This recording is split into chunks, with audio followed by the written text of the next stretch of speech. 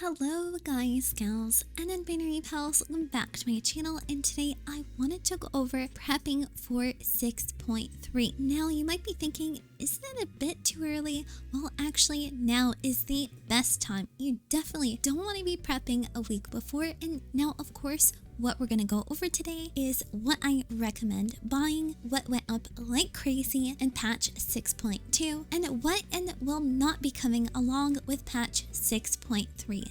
And of course, some price comparisons and more. And the blog post has all the information there, especially if you like things in a text format. You can go ahead and take a look, and all blog posts come out before the video, so if you're interested in that, I highly recommend taking a look. So with all that being said, let's get into it.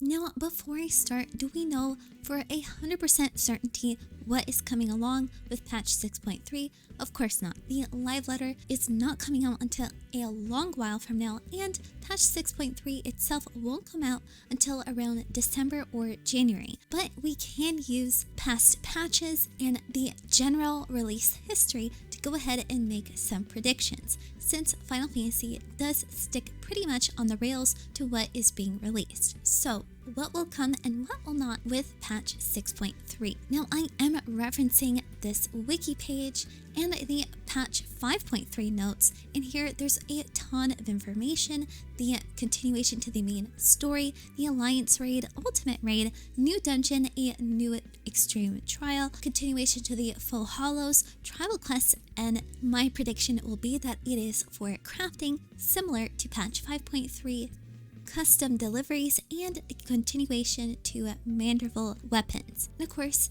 the patch 5.3 notes are here. There is a lot of information, so I don't expect anyone to go ahead and read through the entire thing, but I will take a few key parts from here to reference. So a brand new full set for crafting and gathering. That includes accessories, gear, and tools. A brand new gathering and crafting food, which will be replacing our calamari rapiani equivalent. A brand new red aether sand, which will be replacing the endstone, endtide, and wood aether sands. Brand new timed gathering nodes. A brand new slither sand equivalent, which we'll go into more in depth in just a bit. And a brand new crafting beast tribe. Brand new trial weapons, a new extreme trial, and a new alliance raid. But there will be no new job gear because of course that is the 6.4 patch, along with the brand new savage. So again, no new job gear and no new battle foods and potions. And there will be no master book. Any new recipes will be along in our master book 10. So what are some things to avoid? Old crafting and gathering gear materials. Now, what exactly does that mean? I listed some here: Hanish fiber, golden silk, immunodin, leather, ebelin danabrite, and lunar adamantite ingot. But why specifically these? The pack maker set uses Hanish fiber and golden silk and the endwood aether sand. Our equivalent would be the facet set with the pliable glass fiber and the ethereal silk. The glass fiber, comparable to our Hanish fiber, was not used for anything but the facet set. And of course, since it was replaced with the brand new crafting and gathering gear, which we will also go ahead and get along with 6.3, it wasn't used again and it dropped in price like crazy, because essentially it was pretty useless. And with the ethereal silk, it was not used for anything but the facet set and the job set, the very first job set with the expansion, which would be comparable to our classical set, not the most current set, the Renacida set. The next thing to avoid would be the colored aether sands. Again, the aesthete set is our equivalent to our upcoming crafting and gathering gear, and in the dissolvent it uses the red aether sand, the sublime solution, which would be our immutable solution, and a brand new botanist gatherable that came along with 5.3. Now, are we for absolute certain that it's going to use some kind of dissolvent? Of course not. but I assume with past expansions that 6.3 is most likely going to bring the brand new Aether Sand, which will replace the usage for any colored Aether Sand going forward. The job gear set from 5.4, the Exarchic set, only uses red Aether Sands and no colored Aether Sands were used after that. The Exarch set again came out 5.4, so it will be our 6.4 equivalent to job gear. So personally, I would avoid the Aether Sands and I would have my gatherers ready to go ahead and start gathering the brand new red Aether Sand, because that is going to be pretty darn expensive. So now what are some things you can already start preparing for? First off, materia. For crafting and gathering specifically, 10s, 9s, commands, 8s, and 7s are usually super expensive, especially during patch week. But of course, later on in the video, we're going to go ahead and compare prices from prices right now to patch week previously in 6.2, so we can see just how expensive things get and just how cheap things are right now. Next up is immutable solutions. Now, of course, this is a pretty big if, but I really assume that they're going to be used in the equivalent to the Death Hands Dissolvent for our crafting and gathering gear. Next up are endgame intermediates. Now, don't be confused, it's not the stuff that we're avoiding, it's part of the Renacida set, since most likely the new crafting and gathering set will share materials, and I will show you what I mean. The Neo-ish Guardian set also uses the Dust Quart cloth and the Mega Lania leather. Again, the Neo-ish Guardian set is our equivalent to the Renacida set, so anything that the Renacida set uses, except the Aether Sand and of course except the Alkahest, will most likely be used again with the brand new gear. Bayberry cloth, Titan Boet leather, Illuminite ingot, and the Paldo lumber. Even lower level intermediates like the Chondrite ingot will most likely be used with the brand new crafting gathering set. So personally, I went ahead and got the materials and I went ahead and crafted a ton of these intermediates, high quality, to have ready for launch. The next thing, of course, is crystals, shards, and clusters, and when we do a price comparison, you can see just how cheap things are right now and just how expensive things get patch week. Next up would be white script materials. Now, why specifically white script materials? Again, back to the aesthete set, you can see that it uses some base called Slither Sand. Now, Slither Sand came along with the brand new crafting base tribe. You could also get it for yellow scripts, which would be our white scripts today. So most likely there will be a white script viable base, a material that is needed to go ahead and craft the brand new crafting and gathering gear. So I highly recommend having your white scripts capped before 6.3, having plenty of white script materials, and I personally really love crafting the Rarefied Drought, having the materials ready, and even having collectibles pre-crafted so you can go ahead, turn in items, and get a ton of the Slither Sands, or whatever it's going to be called, immediately so you can go ahead and start selling quickly.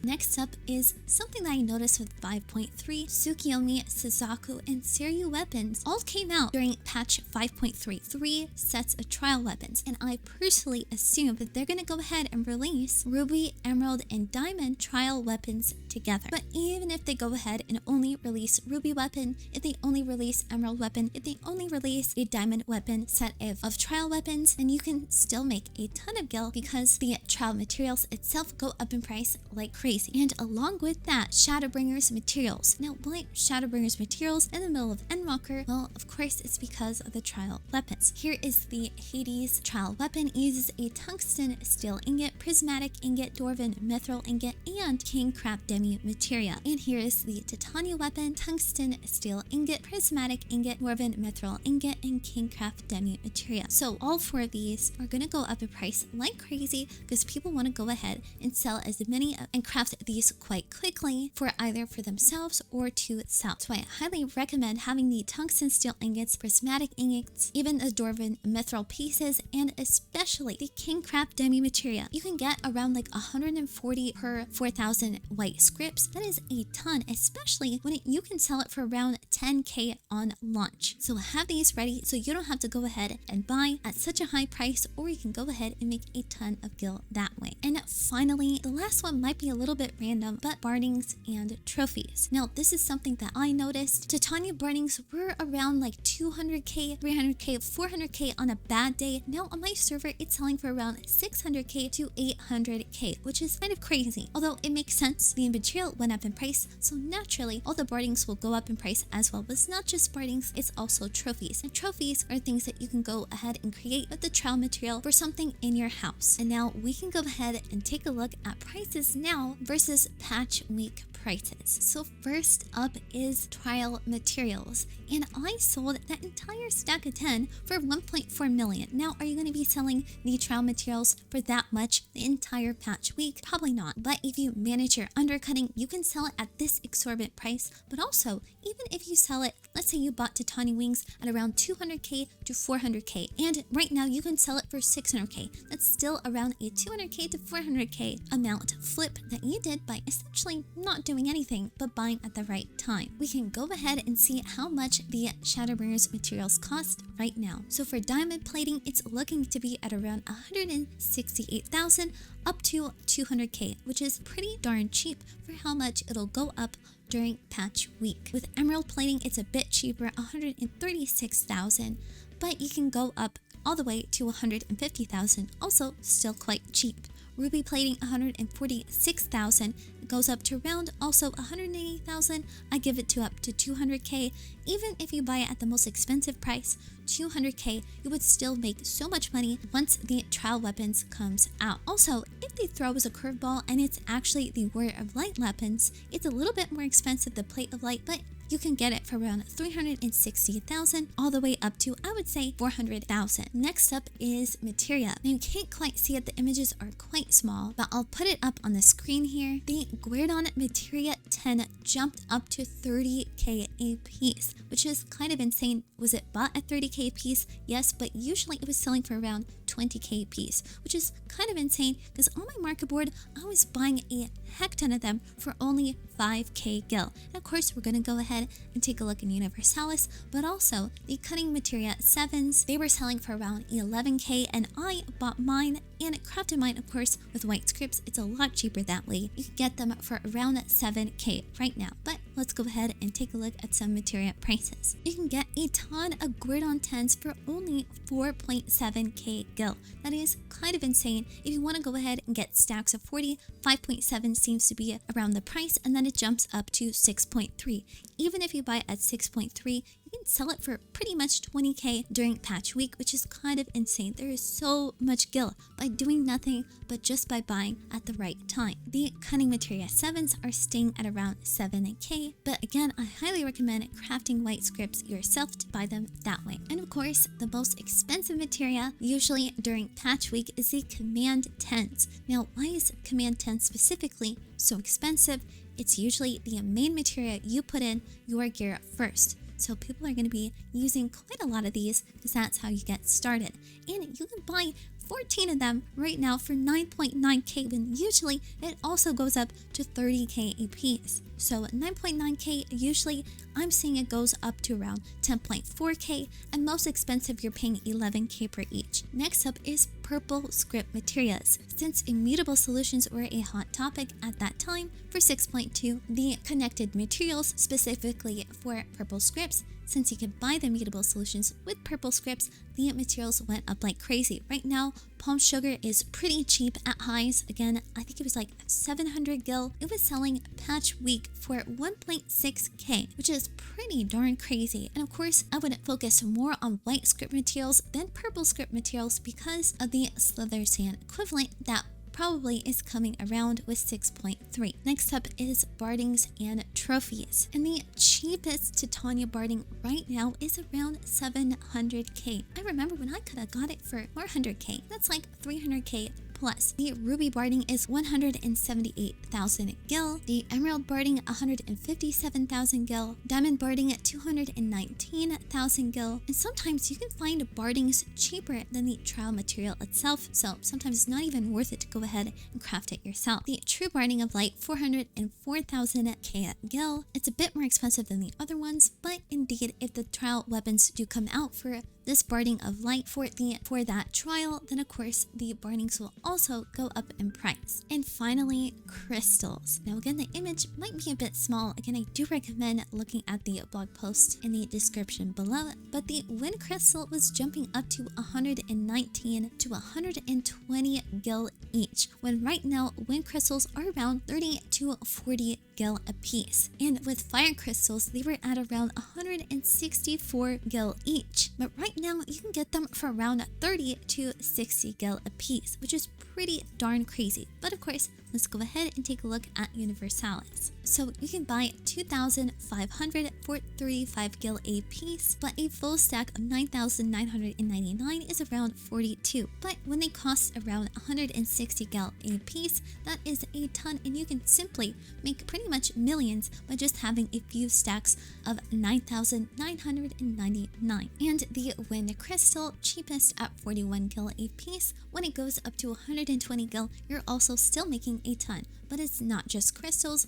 Also remember, shards and clusters, all of these go up across the board during patch week. So right now it's the cheapest it's ever going to be, and in fact it's not going to get any more cheaper than this since more people are going to get aware. So I do recommend taking a look, see what it looks like on your data center, and remember to data center travel, not just server hop, data center travel. Most times for me, light is a ton cheaper than chaos, so I usually hop over there and get all my prices that way. And finally, at the bottom of the blog post, I went ahead and recorded prices that are right now, and in the future I want to go ahead and make another price comparison with 6.3 and prices the way they are right now. Sadly, I didn't have more information on how things were in 6.2. I wish I took the time to go ahead and record that, because it is quite interesting to see how quickly and how much things go up in price during patch week. And Universalis only keeps track of price history for 2 weeks. So that's what I plan on doing.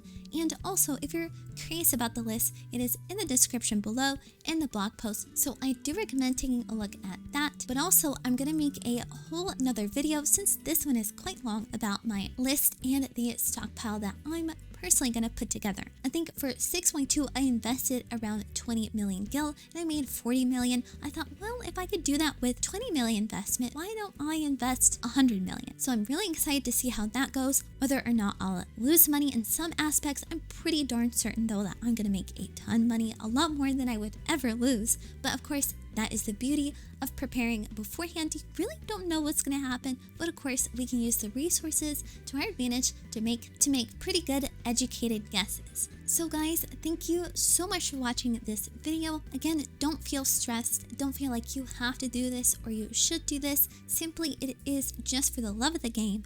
I really love preparing things before a major patch. It's super exciting. It's kind of investing like in the stock market. I would say crypto, but you know, let's not compare it to that. And it's really all just for fun. Again, everything is in the blog post below. And thank you so much to our YouTube members, Twitch subs, and the Discord boosters. You guys keep the channel going. Like, comment, subscribe if you want to, and I will hopefully see you in the next video.